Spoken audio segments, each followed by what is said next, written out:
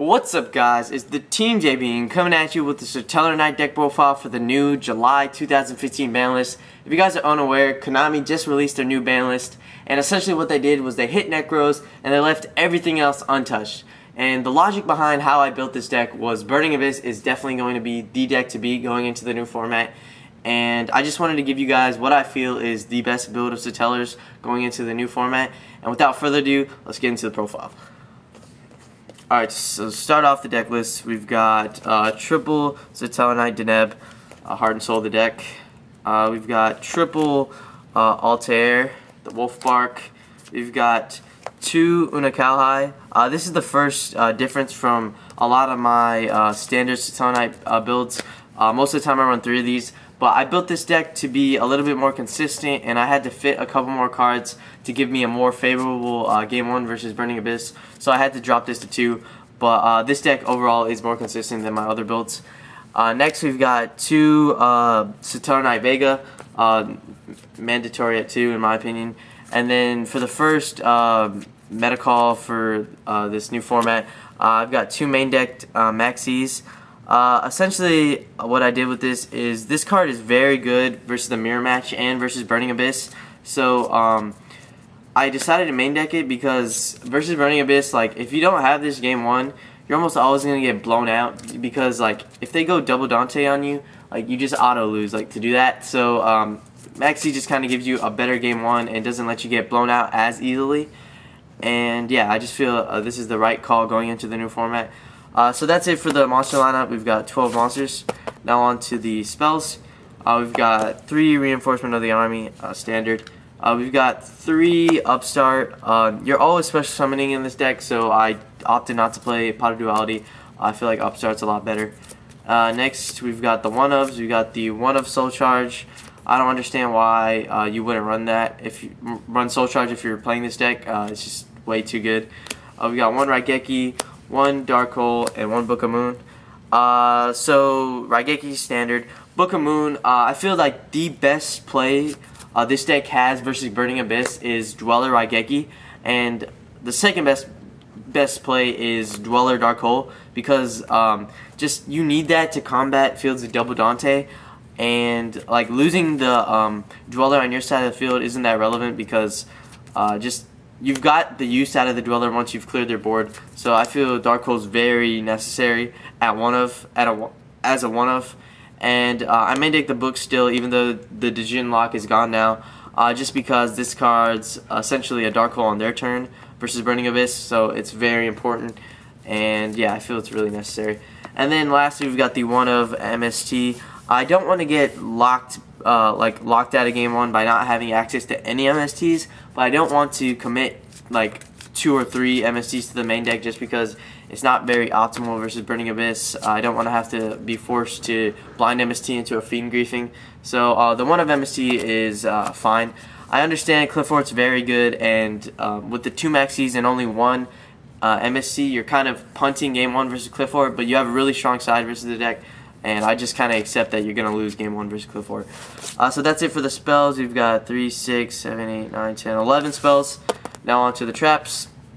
We've got triple Satellar Nova Alpha, best card in the deck to be honest. We've got triple Fiendish Chain, too good with Trevere, and it's decent effect negation. We've got triple Mind Crush. I know now that Necros isn't the undisputed best deck of the format, this card might be questioned, but this card is insane versus Burning Abyss. Like, just because they have to reveal, so you just call their card and then you get to see their hand. And in my opinion, that's really good. Also, it's good versus Klee and Satellar, which are kind of like under Burning Abyss for the top contenders. So this card's overall good versus most of the best decks. And there's going to be people still playing Necros, so triple Mind Crush is still good. We've got triple Call the Haunted and double Oasis.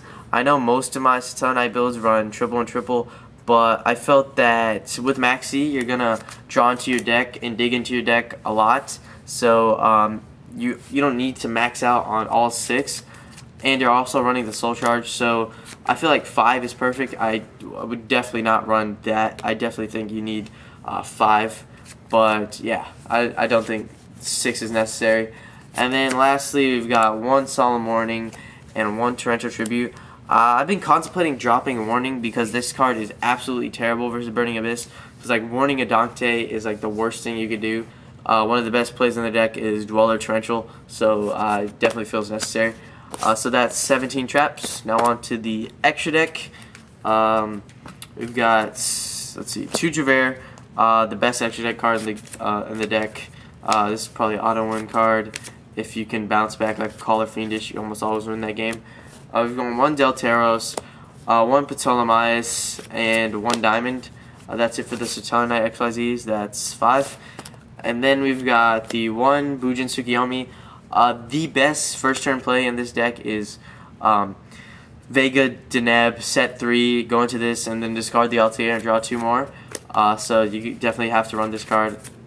We got 1 Emerald, 1 Exciton, 1 Castel, 1 Dweller, the best card versus Burning Abyss. We've got this 1 number 86. This card is win condition in this deck. You're running the 5 Call of the Haunteds, so this card is really easy to go into, and it's honestly a really good win condition. And with Soul Charge, this card's so good. We've got 1 Carnagorgon to protect your side deck, Floodgates.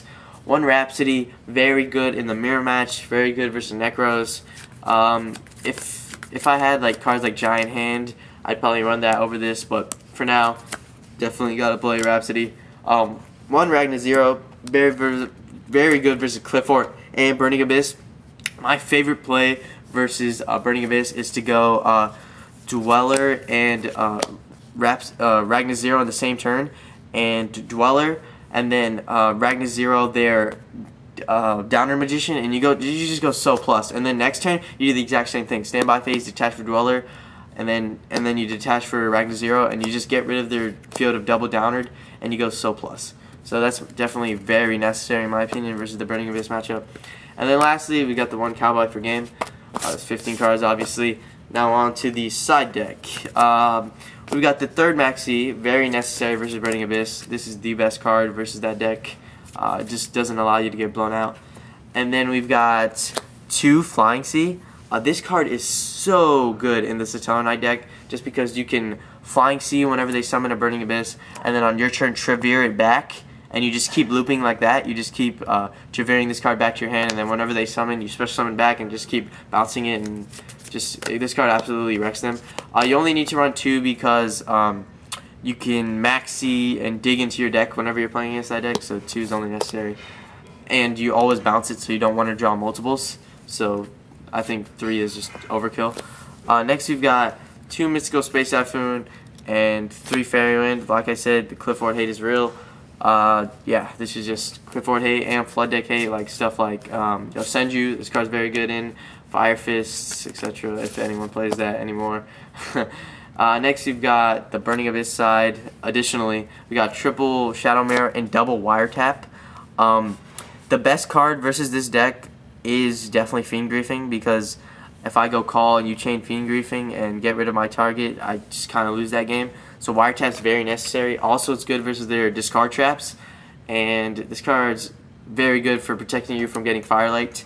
So also, this card is very good in the Satellar Knight mirror match. So obviously, this card has a lot of applications, and this format traps are going to be a little bit more relevant now that Necros is sort of hindered. So Wiretap is definitely necessary in my opinion. And last but not least, we've got 2 Imperial Iron Wall, and this card is very good versus Infernoids and Ritual Beasts. If Ritual Beasts become a problem, because I know they weren't hit, because a lot of people are hyping that deck up like it's going to be the best deck, but if that does happen, then I'll definitely bump this up to 3. But for now, 2 is fine, and that's it for the extra deck.